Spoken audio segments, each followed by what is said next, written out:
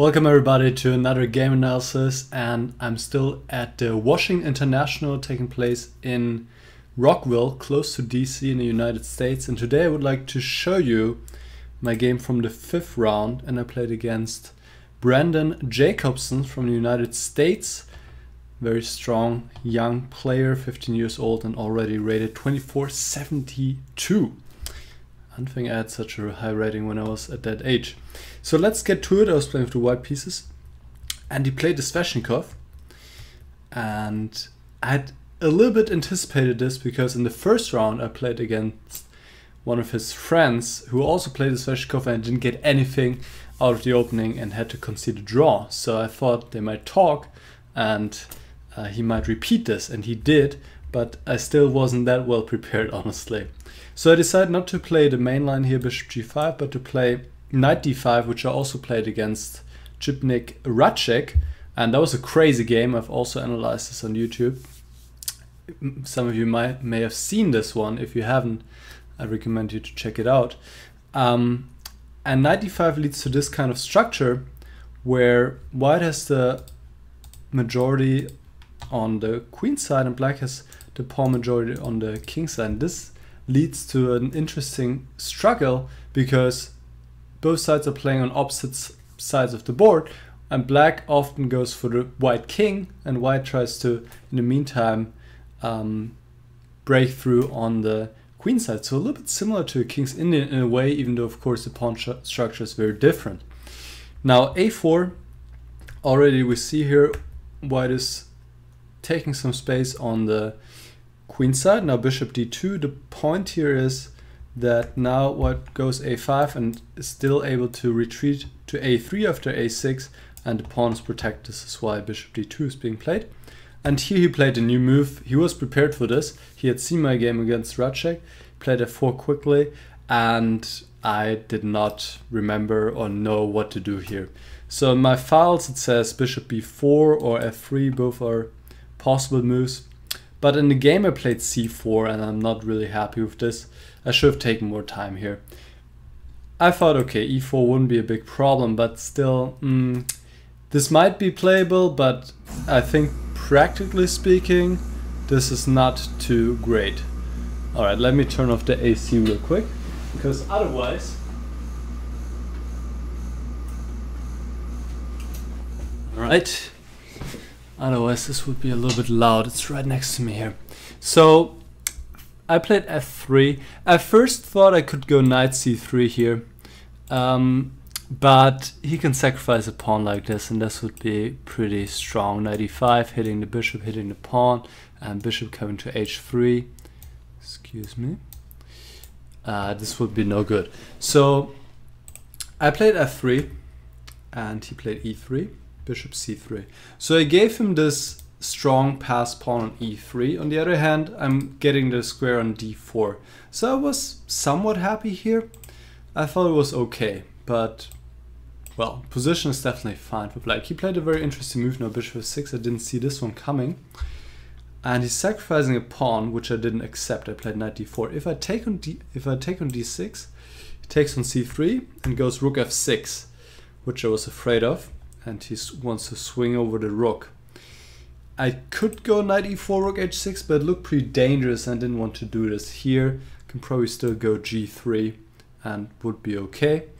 But black definitely has good compensation, I would say. Also, I could take the bishop here, but I thought, okay, maybe this is the best I can do, but I thought that to win this would be pretty hard because the knight is very strong. He has this strong passed pawn. I'm a pawn up, yes, but this doesn't look too great. I mean, optically, maybe fine, but I didn't want to do this. So I played knight d4, threatening knight e6. He plays knight e5. And here, maybe I should just play slowly. I don't know exactly. b4, maybe something along these lines. Also not quite clear what black's going to do now. But I thought knight e6 was a good transformation for me, which is not true really. So he takes, I have the bishop pair now, I have a pawn on e6, the square d5 for my queen, but it seems that black's definitely fine here. Knight g6 what he played. I expected queen e7 mostly. queen d5, and now some rook to e8 I thought he would play. Maybe rook fe8 here. And yeah, I was thinking rook fd1, maybe c5. I have some ideas, but I wasn't too excited about the position. Let's see what he did in the game. So he played knight g6, queen to d5, threatening e7, so he goes king h8. And here I went rook fd1. And here I was getting a little bit worried about my position because, well, he's exchanging the bishop, and he also has some ideas to get some attack going. What did I think? First I thought about something like bishop b4, but after bishop e5, he's pretty quick with getting the queen over to h4, g5, maybe having knight h4 as well as an idea. It can get pretty dangerous, so I decided not to do this. I played rook fd1, he took on c3, and now he played queen f6. I played rook ab1, and here he took the pawn on c3, which is a mistake. He should play b6, definitely, and that's the move I expected.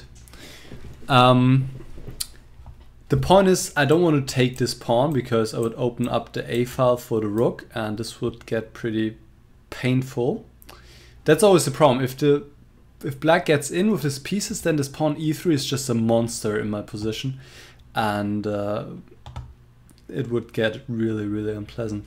So after b6, I want to take on d6, and this should be around equal. Rook a d8 or rook a e8, and yeah, here for example, if I'm not careful, if I play a move like queen c6, then he plays queen h4, and already I'm in big trouble here. So after rook a d8, I would need to play something else. So I'm guessing queen c7. Yeah, maybe this is better, because then I can maybe go e7 here, something like that. Anyway, I didn't like my position, and I was really happy to see queen takes c3, because now I'm getting an active rook. Rook takes b7, and he makes another mistake here, queen c2, after which my position is winning already. He should go rook fe8 here, but white is on top here already. Queen c2, and now I just protected the bishop, king f1. He went knight h4, and threatening knight takes g2. I played queen g5, which is good, but actually just queen d3 was very simple. I mean, in general, I would love to trade queens because my king is so weak, right? So queen d3 makes a lot of sense, especially since if he takes, he will not be able to keep the knight, because when he retreats the knight, he can always swap it off and go into rook endgame if I want to.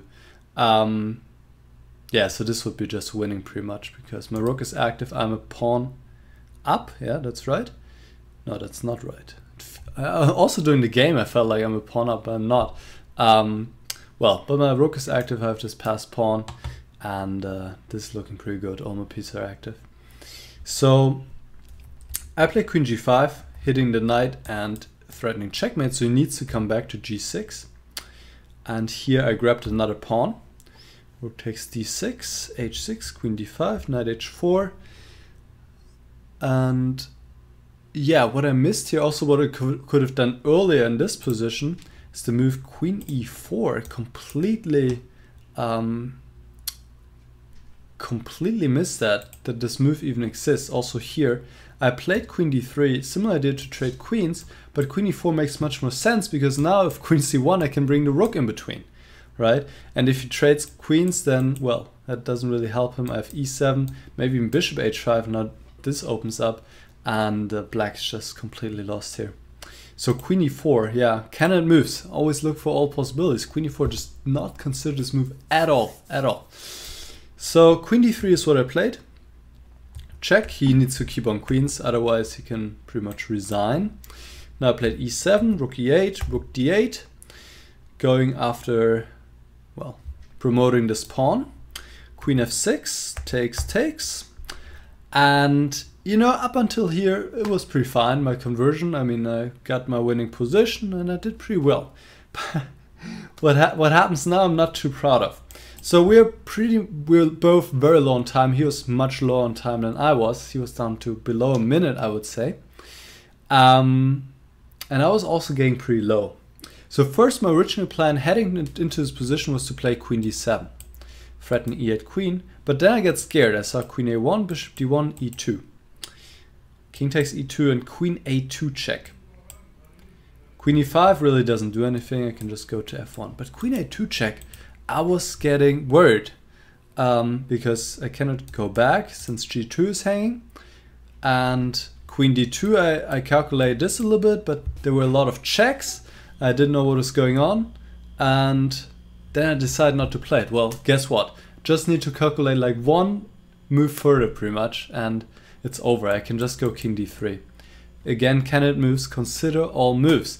And it's not surprising. I mean, I'm threatening e8 queen, about to win a rook pretty much. So if black doesn't, and the knight is also far away from the action, and I'm threatening to queen with check, this is over. It's just one more check and I can either play rook b3, I can play bishop b3, it doesn't matter, it's completely gone. So yeah, I just stopped calculating too early and I looked for something else and I've played g3. Which is also winning, but this is much more difficult now. So he takes back, knight f5. So here's the idea, I want to have the g2 square available for my king.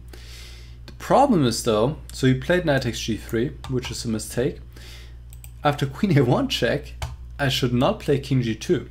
I should come back with queen d1 and queen f6, rook takes a7. Rook g8, now king g2, knight takes e7. This is still winning for white, but okay, there's pretty much no chance I would have played this. I saw queen a1, I saw this idea that he can come to e1, I saw this whole line that he can do this, and it just miraculously works out for black. Can go rook e8. You know what I thought here? You know, I thought I can play queen f8, queen g8 and rook b8 and I'm winning. But well, there's rook takes b8 and it's not me who's winning. Probably would have noticed this in time, but here already pretty much almost all my advantage is gone. White can still try with rook b5, rook e5, but yeah, this is not actually, yeah, this is not much anymore. Oh, rook takes e7 is rook b8. Okay, I understand. Okay. Anyways, let's come back. So that was, yeah, pretty much almost squandered away my whole advantage, but he played knight takes g3, and this was also kind of what I was hoping on, that he wouldn't expect g3, and with so little time he wouldn't find the right path. And here it's over now. King g2, he played queen g5. If he goes queen g6, I can go queen d8 check, king h7, and you know what I want to do here? Well, maybe I would have still noticed, but I want to play e8 queen, which would be a really bad idea because of the rook takes d8, queen g6. Yes, I'm winning the knight, but he's about to win back my bishop, and it's white who's fighting for a draw. So that would be a bad idea. Instead, bishop d3 is winning, and yeah, maybe I would have found that. I don't know. This was worrying me a little bit here, e2 checked, but black's just going to run out of checks. Well, I guess it's important here that you play f4, so you don't lose the queen, but then black is going to run out of checks and then that's it. Still, I think queen g6 was a better try, because of the queen g5 I can just queen with check, and I'm a full rook up here, and I can now just play queen e7 to avoid any discovered check.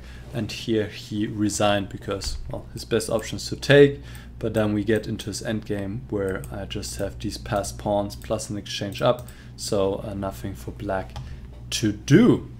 Once again, in a very exciting Sveshnikov game, it seems like whenever I play this line with knight d5 and we get the specific pawn structure, that exciting stuff happens. Here, yeah, I wasn't too happy how the opening went because didn't really feel too comfortable with my position, and then I was somewhat lucky that my opponent blundered or went for this pawn on c3. And then, well, yeah, wasn't very smooth, but fortunately I brought the bacon home, as they say here, I guess. All right. I hope you guys enjoyed the analysis, and if you have any questions, let me know in the comments. See you next time. Bye bye.